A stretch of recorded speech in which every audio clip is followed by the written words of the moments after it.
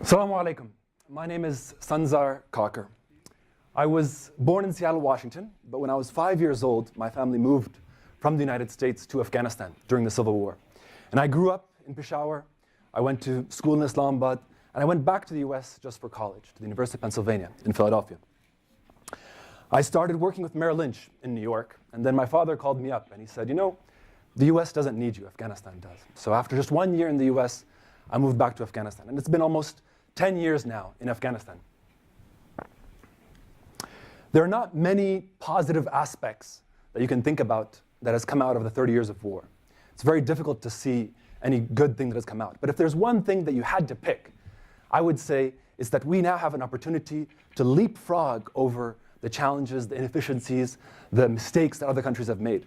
And one example of this that is often quoted is in the telecom industry, where instead of Afghanistan stringing landlines to every house all over the country, we jumped straight to GSM into 3G. Now we have another opportunity to leapfrog over the financial crises, the recession, the depression, all the different problems that different countries have faced in the financial sector, and learn from that to build Afghanistan as the world's first Sharia-compliant model multi-asset exchange. So why do we need an exchange in Afghanistan? And why do we need it now? There's a gap in Afghanistan. On one hand, you have money, and you have people with money. On the other hand, you have people that need money, or businesses that need money. You have investments that need capital in Afghanistan to grow. And so many of us know this. Businesses need money to grow. If you have a bottling factory, you need money to buy more machinery, to build a second line so that you can produce more. Then when you can produce more, you'd be able to access other provinces in Afghanistan. You'd be able to even export to international provinces or countries in the world. It's also, you need money to provide an exit for existing investors. Maybe you have a business that you have an investor that's part of your business, and that investor might want to take some of his money out to go and invest it in something else. But there might not be an opportunity or a mechanism for an exit for that particular investor. He might not have an opportunity to find an Afghan that's willing to pay that much more for his particular shares in that particular company. And once you have that capital, he can go invest it in new businesses. And you can explore future opportunities that are very capital intensive. Some of the opportunities in Afghanistan that were discussed about mining are extremely capital intensive. You need tens of millions, if not hundreds of millions of dollars for some of the very basic mining projects. And how are you going to raise all this capital? It's a very difficult problem to a country like Afghanistan. And then lastly, of course, our government. Our government treasury is at its bottom right now, but we need money in order to fix the Salang Tunnel, in order to build the railroad to China, to do all these government investment projects. So all these things need money. On the other hand, there is money in Afghanistan, right? There are many Afghans that have money under their mattresses, at home, in banks. They're saving for a rainy day. Afghanistan has some of the highest savings rate because it's a cash economy. You have to buy your car, you have to buy your house, you have to save for a medical emergency. So there's a lot of savings. There's money that's stagnant in the economy. There's diaspora Afghans all over the world, in Australia, in Europe, in the Americas, that have money, and they want to invest in their country, but there's not a mechanism to do so. There's also money that's already in Afghanistan that's restricted to stay in Afghanistan. They're not allowed to invest it in other countries.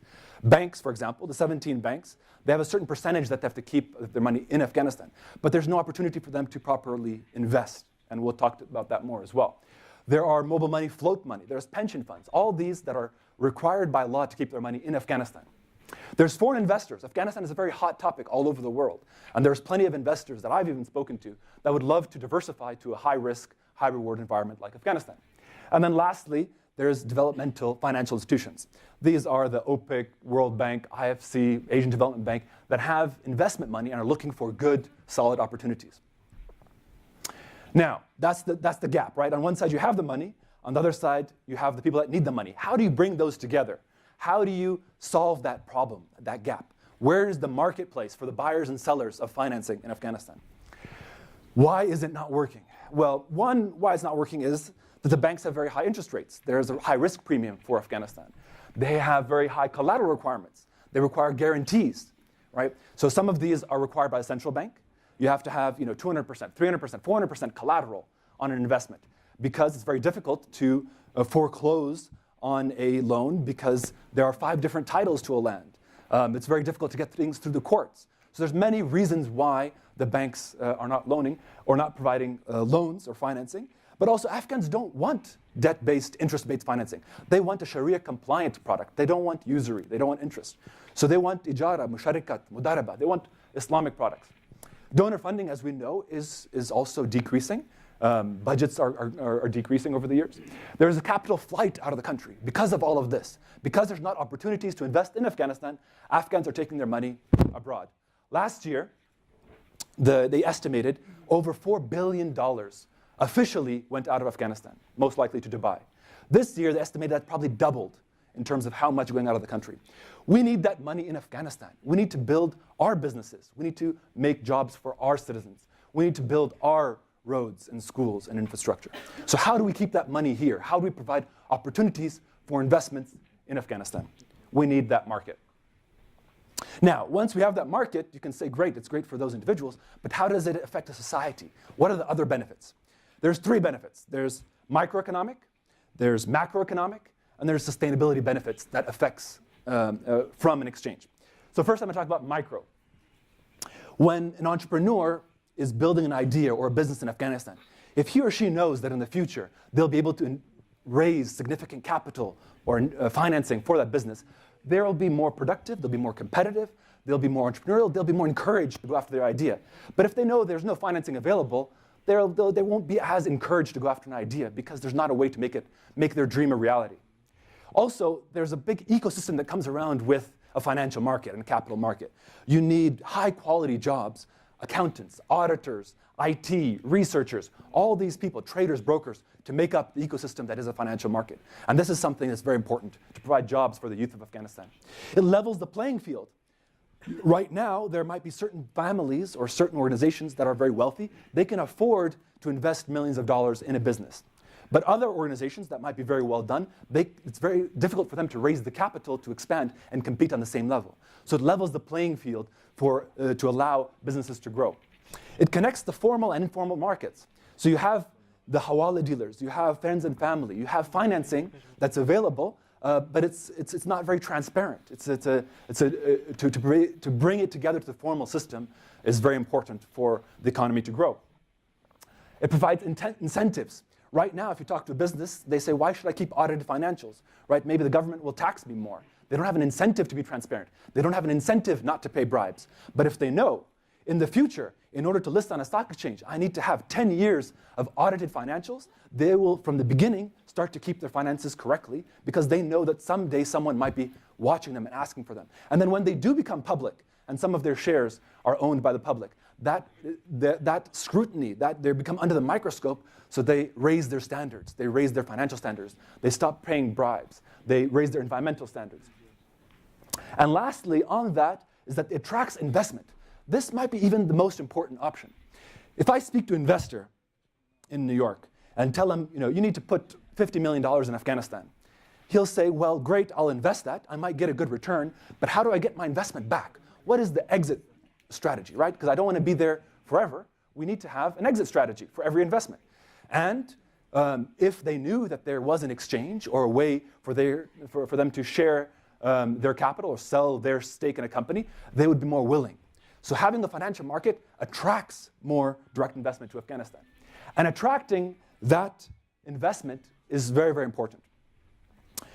So macroeconomic, that's micro. Macro, it mobilizes the capital that's stagnant. It decreases the money from going abroad. It increases foreign investment to Afghanistan, to bring money to Afghanistan. It decreases the dependency on donors. It allows for the government to issue bonds or sukuk, Islamic bonds, to raise money for large infrastructure projects that are needed in Afghanistan. When you have the investment into businesses, sales goes up, consumption goes up. When sales goes up, there's more tax revenue for the government. Foreign exchange receipts increase because you have more exports, so you have more hard currency coming into the country. Very important for the macro economy. And His Excellency President Ashraf Ghani knows this. He knows that how important it is to bring foreign investment to Afghanistan. On his very first cabinet meeting, he assigned a whole range of ministers to say, give me a plan for how you're going to provide visas to foreign investors to easily come to Afghanistan. Give me a plan for how you're going to protect the security of foreign investors when they're in Afghanistan. All these ways in order to attract investment to Afghanistan, not only from Afghans that are outside Afghanistan, from foreigners, from institutions all over the world. It makes businesses sustainable, right? Right now, we're a project-based economy. You're going from one project to one contract to one donor to that. We need to focus on customers. And once you have long-term capital, in order to build the machinery and invest in your business, it makes you more durable to withstand shocks in the economy. Socially, every additional job that comes up has a multiplier effect from the friends and family all the way through the economy. Environmental sustainability, very important to bring transparency to businesses. All right, so that's all wonderful, flowers, very nice, but there are challenges, of course, in any organization, in any initiative in Afghanistan. One of the first and most important challenges is perception. As Mariam Jan mentioned, people don't think of a stock exchange or a financial market when it comes to Afghanistan. They think it's too risky. They think of war, right? And even Afghans themselves, when you talk to them about an exchange or having financial markets, they don't necessarily have the right attitude. And I'd like to share a story that I heard on TED Talks. It's one of my favorite stories. And it shows how important attitude is. And it's about the London Shoe Company. The London Shoe Company was a company about 100 years ago. And they wanted to expand the manufacturing of their shoes to Africa. So they sent 2 sales agents to Africa. They sent one sales agent, and he came back and he said, oh, you know, Africa, nobody wears shoes there. Everyone is barefoot. We can't sell any shoes. Forget about it. The next sales agent, he came back and he said, do you know what? Nobody wears shoes yet. We can sell to everybody. The market is wide open, right? The same situation, but the attitude is completely different. In Afghanistan, yes, we have no regulations for a stock market, but that gives us the opportunity to bring the best regulations, to learn from the lessons learned, and make our financial market the best in the world. Then they give us other excuses. Well, you know, in Afghanistan, it's very difficult to explain to people in villages about, you know, how a stock market works. And I tell them, it's very simple. It's buying and selling, right? And Afghans are some of the fastest learners in the world. And I'll give you an example. If you go to any embassy in Kabul, if you go to the Russian embassy, the Chinese embassy, the Saudi embassy, there's Afghans there that fluently speak Chinese, Arabic, Russian, without any problem. But they've never left Afghanistan. They learn languages very, very quickly. On the other hand, you have internationals that have been in Afghanistan for 15 years, and they don't speak Dari or Pashto. Right? Afghans anywhere in the world can learn faster than you can imagine.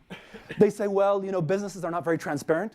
Well, if you give them an incentive to be transparent, if you tell them once they have a stock exchange in the future, there'll be a way to raise capital, that provides incentives in order to become transparent, right? It's a chicken and the egg. You need regulations.